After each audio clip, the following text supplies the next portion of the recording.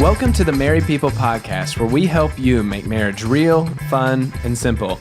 Each week, we have honest conversations about one simple thing that can make your marriage better. Because when your marriage is better, everything's better. I'm CJ, and right now I'm joined by our resident newlywed, Afton. Hi. And our 22-year marriage veteran. He's an author, speaker, and the director of marriedpeople.org, Ted Lowe. Hey, everybody. And today on the Married People Podcast, we're going to look at the question, how do I protect my spouse from me, from myself? And that's a little bit of a weird question, Ted. Yeah, when I posed this, you were like, what? So, because why would we need to protect our spouse from ourselves? It seems like a weird question. Yeah, we're all very awesome. Yeah. Why would we need to protect them from how awesome we are? Why would Afton need to protect Hudson from herself? But, Ted, I know that you have been working with married couples for a long time, 16, 17 years now. And so what are you talking about? What does this question even mean when we talk about protecting ourselves from our spouses? Help us feel this a little bit. Well, I think the great thing with marriage, and one of the things we all enjoy about marriage, is we feel like we can let our guards down. We can be ourselves. Mm-hmm. We can relax, during the workday, and even with perfect strangers, we've got our guard up. We're acting in a certain way. We're being careful with what we say. So it feels good to have somebody in our lives that we can be comfortable with. Yeah. It feels good to be able to let our guards down. The problem is... And we think that's a good thing. Yeah, we think it's a good thing. And you know what? There is a lot of good to that. The problem is when we let our guard down, we let our guard down. And so we come home and we can use that comfort and that luxury with each other. I call it's a relational luxury to actually damage our relationship because we let our guards down. And I know in the South, there's a popular phrase. I don't know if it's across the country. We will say, I can say what I want to about my family, but you better not. And again, I love that part of that. And that is to say, I've got this deep connection. I'm going to protect my family from anybody outside my family. But there's a danger there. And the dangerous part is I can say what I want to, especially to them. And that can cause a lot of hard feelings. When you let your guard down that much, you're also like kind of removing any filter you had. Right. Yes, so perfect way to say it. You just say whatever comes into your mind. There have been... Doesn't sound dangerous. No, for me... Not a problem, obviously. I feel like there are a couple specific times that I can remember saying something to Hudson and immediately knowing I went too far, or I said something that was actually really hurtful, or like that affected him more than I thought it would. And you're just kind of talking and like being as open as you can possibly be, and you don't have the energy to like filter yourself anymore. So, you're talking about words there for sure, and you're bringing up this tension, Ted, of when we let our guards down, we let our guard down. That's the whole idea here.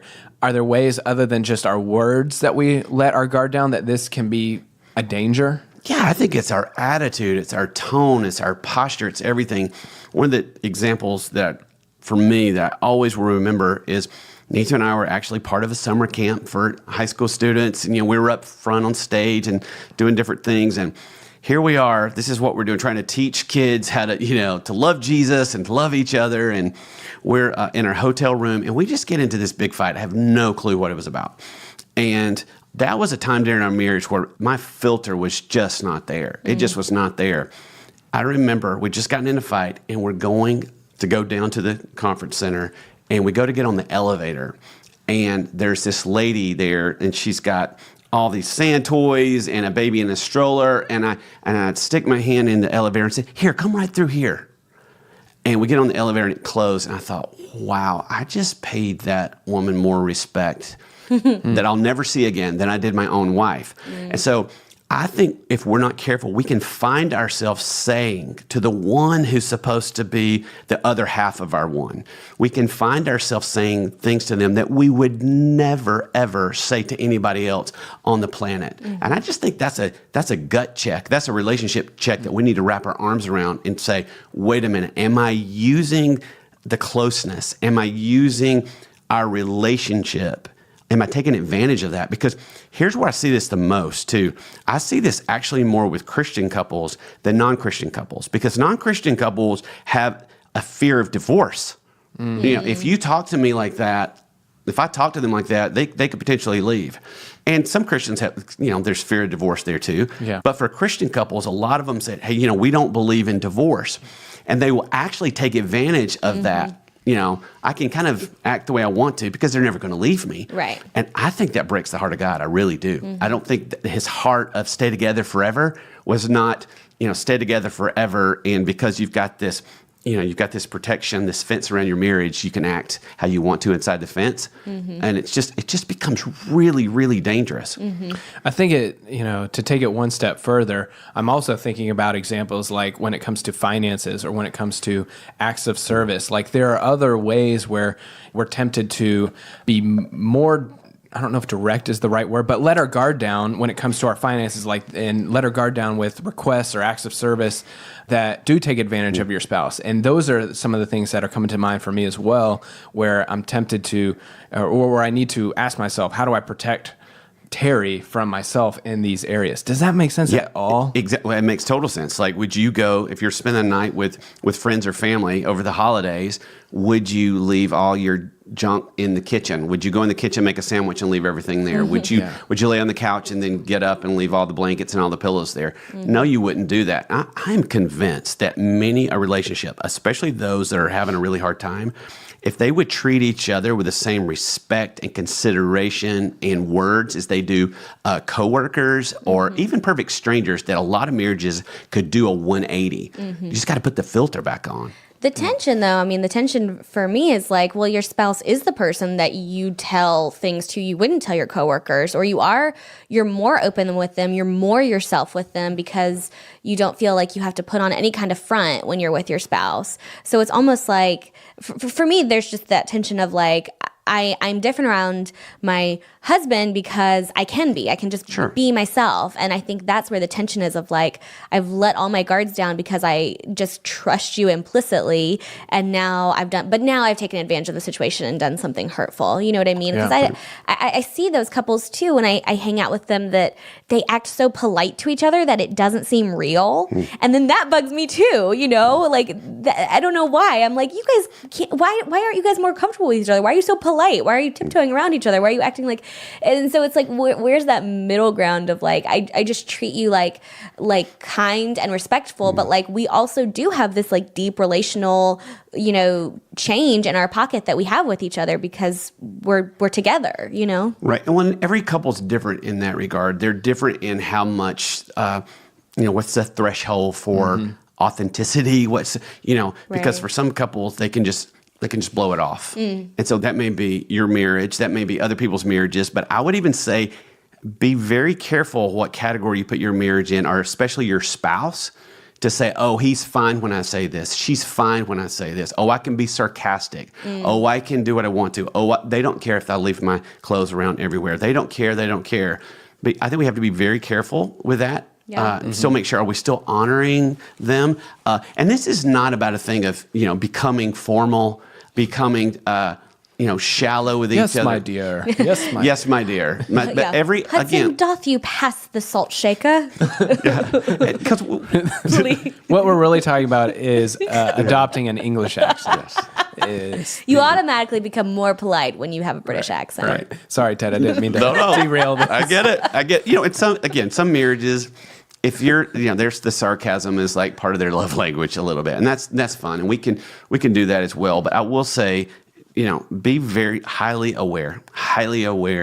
Am I using the comfort and intimacy that is marriage in a way that's not loving or could potentially be hurting to our spouse? Yeah.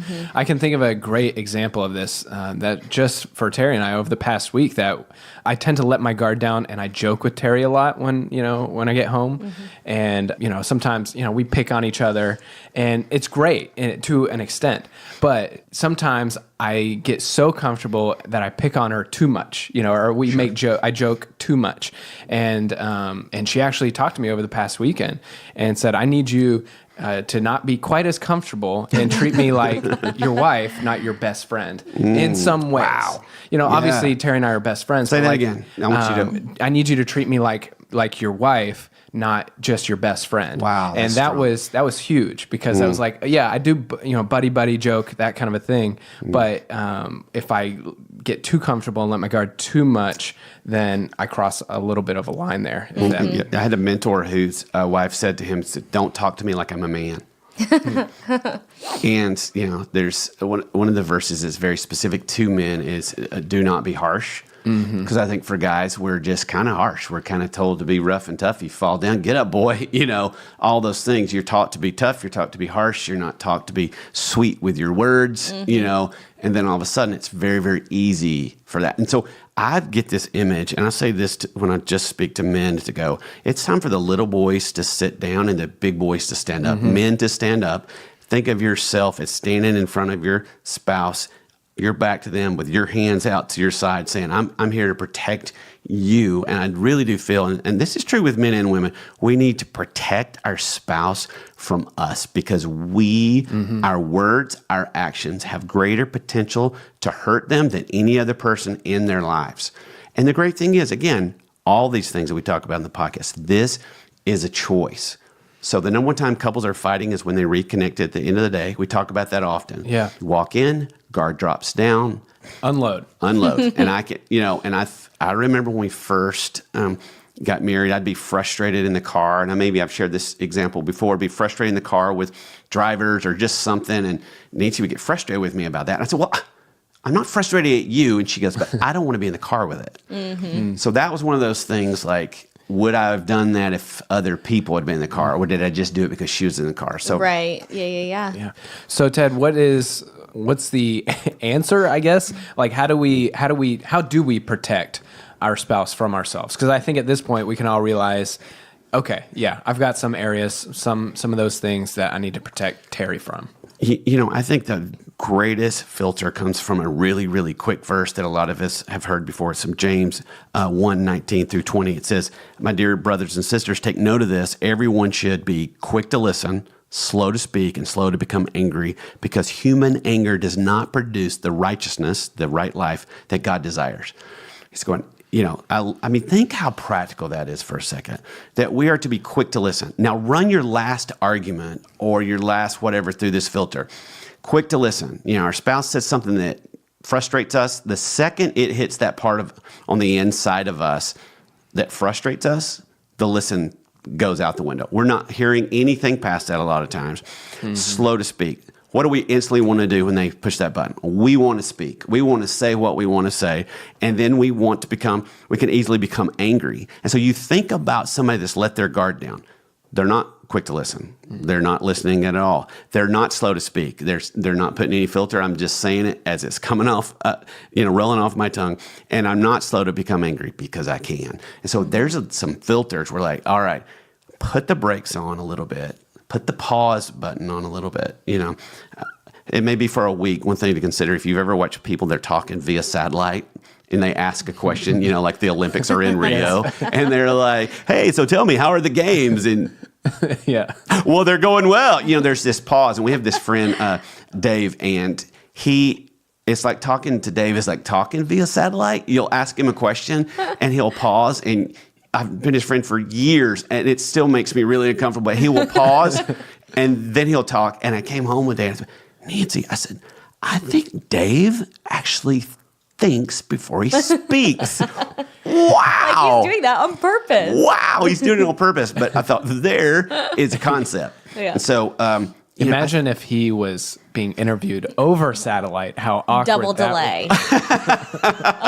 Sorry, I had to share that mental image. Well, depending on where you are in your relationship, you may need to we'll call it double Dave. Double Are you a Dave. single Dave or double? But we all need to be at least half a Dave, Right. to especially when we're reconnecting. And I'm just saying this, let's protect our spouse from us. Let's be smart. Let's be kind. Let's be gentle. Let's, and still do all those things. Be fun, be real, be authentic. But remember, they are the number one person in our lives, even more than our kids. And they need this from us. And you think about it.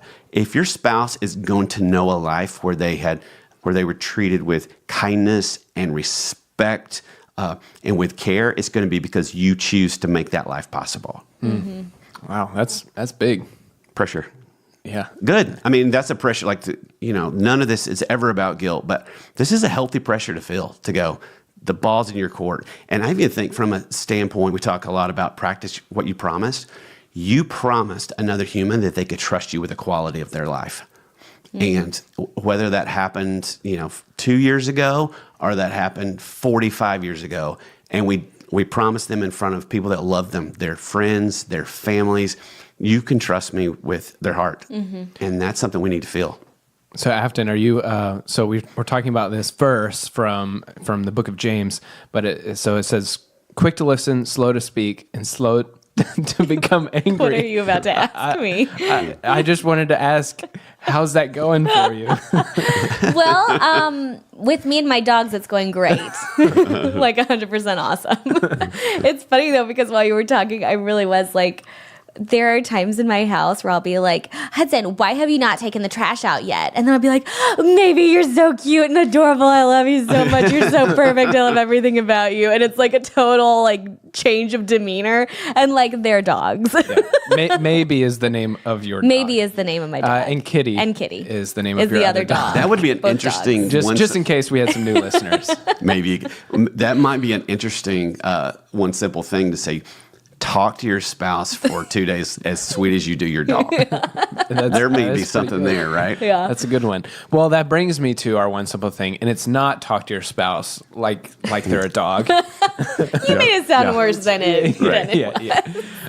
But so Ted, what is the one simple thing? How do we protect our spouse? We've talked about this verse, but practically speaking, how can we easily start to implement this week? And I think that the challenge with this whole conversation is that it's really easy to view what your spouse is doing to you rather than what you're doing to your spouse, Because the whole time you're talking, I'm thinking of times that that one time Hudson was talking too harshly to me or whatever. I'm thinking of those times. So I think this conversation, it's kind of hard to put it back on yourself and go well, when am I being, too much or when am I going too far or whatever? Because when Hudson goes too far, I'm just you're being mean. And then it's okay, we're changing our direction from now on, one of us just calls it out. But I think the one simple thing is important because what can I be doing to make this not a problem? Yeah. Well, I think every time we do this podcast, I want listeners to think about primarily, I would say 98%. How do I apply this? Right. Because again, we understand our point of view. We understand our context. We understand that. And so we typically can see so much more what they're doing wrong. So I think for us, the powerful thing about this podcast is to say, okay, what can I do with this in light of this? And in the name of full disclosure and transparency here, I had a total fail of this 2 nights ago. We're in this crazy travel season, and Nancy was asking me all these questions, and the next thing I know, she's on the line with American Express, and she's wanting me to talk to them, and I'm just so tired. I did not have an American Express journey in me. Be transferred 74 times at 9 o'clock at night. I'm exhausted. I'm going, and so got the phone on speaker, and I put my hand over and go, why would you do this right now? And Nancy and I will say, we're both very sensitive, and why would you do this right now means a lot to Nancy Lowe in terms of hurt.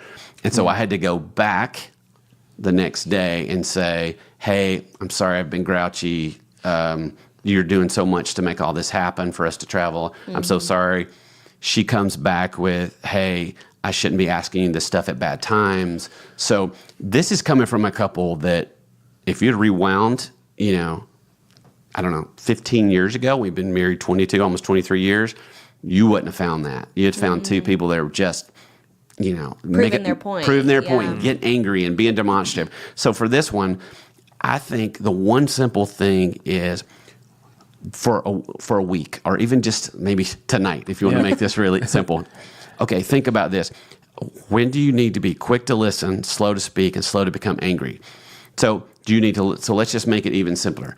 Do you need to listen more? Do you catch yourself? Are you listening? When they push your button, pause and go, did I just hear what they said? Because I think they're frustrated, but I didn't really hear what they said. I need to listen.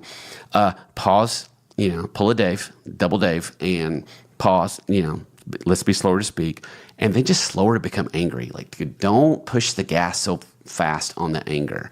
And for some people, they just need to remove themselves for just a minute, because your body is working against you from a chemical perspective, through a cortisol perspective. Once you're angry, it floods your mind and your brain, and you're saying things, the blood pressure's up. It's awful. So you need to move that body that owns that mouth, and you need to go take a break. And I'm not talking about going and pouting and sharpening the sword and coming back and being meaner than ever before, because you've crafted your message. But to generally pause, generally say, all right, God, I need you to come into this and just put the brakes on. This is all about putting the brakes on. So is the one simple thing to do all three of those, or to pick one of them, or what is? Pick one. It doesn't have to be all three.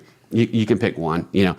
When is it you're needing to listen? Are you catching yourself not listening? Yeah. When do you need to be slow to speak? When do you need to stop talking? And maybe the third one, you could say, oh, I'm about to get angry. I'm going to be slow to be this angry. Can I tell you about a tactic that a friend of mine told me for slow to speak? Okay, so this is really smart. And she does this with her small groups, right? But I think it could still work in this context. But after you ask a question, like when you're listening, active listening, you probably need to ask a question about what your spouse just said. After you ask a question, let there be a pause. And so she's like, it can feel so awkward if there's a pause after a question. So take a drink of coffee, and then you can't fill the space. You have to let there be a pause for them to talk. I try to do the same thing when I'm talking to Hudson about something I don't want to be talking to him about, or I just want to throw my opinion at him and tell him what he needs to do about the situation. Let's have a conversation at Starbucks, or we'll go somewhere where the environment makes it easier for us to have a conversation, and I'm going to ask a question, and then I'm just going to pause and drink my water or my tea or my coffee so that he can have a chance to explain what he's saying. And then it actually makes it such a more productive conversation, because then we're not just at each other's throats trying to tell them what I want them to hear, where I'm actually just listening and responding in appropriate ways. That's brilliant and so practical. And you think about going to Starbucks, you've put yourself in a social situation where you've got to behave better, potentially. And you can whisper and be deadly. Don't make no mistake about it. But that makes the whole point. And I think that's a great way to wrap this up, is to say, it's the context of the comfort of home that we need to be careful, because think about, we act better if there's somebody there. Why? Because there's not as much comfort. Right. There's more people. We act better in a restaurant. Why? There's accountability. Yeah. So just pulling back in that accountability of home. And Ted, I would really love to hear from our listeners if they have any tips like that. When they're in a hard situation, or they feel like they need to kind of protect their spouse from them, what kind of tips or tricks do you have that you can apply to those situations that might make those conversations more productive and kind of just keep yourself in check, really? Yeah. So if you have one of those things, send us a message. CJ, why don't you tell them where they can send a message to? So you can follow us on Facebook and Instagram. Just search for Married People. We'll pop right up. Or you can visit our website, marriedpeople.org/podcast. That's where you can find our show notes, and there's a comments section. We would love to hear your thoughts on this topic. You can comment on show notes. Yeah, it's like Afton, show notes are really just like a blog post where we talk about the podcast. Oh, gotcha. And so you can leave comments on blogs. So I'll show you that later. Okay, it's a blog. Okay, I got it. I know too, CJ. But yeah, find us on all social media, Married People. We would love to connect with you. So thank you for having this conversation, guys, and thank you for joining us for the Married People podcast. We hope that today's episode helped you realize that marriage is a little easier than you think. And if you enjoyed today's episode, we would love for you to subscribe to the podcast through your Apple Podcast app or whatever app you're listening to your podcasts on. And while you're there, we'd love for you to leave us a review. Your review will help us make this podcast better, and we would love to hear your feedback on what topics you'd like us to cover. And finally, for more great resources to make your marriage better, check out Ted's book, Your Best Us. He wrote a marriage book. It's awesome. You can find it on Amazon or find it on our website, marriedpeople.org.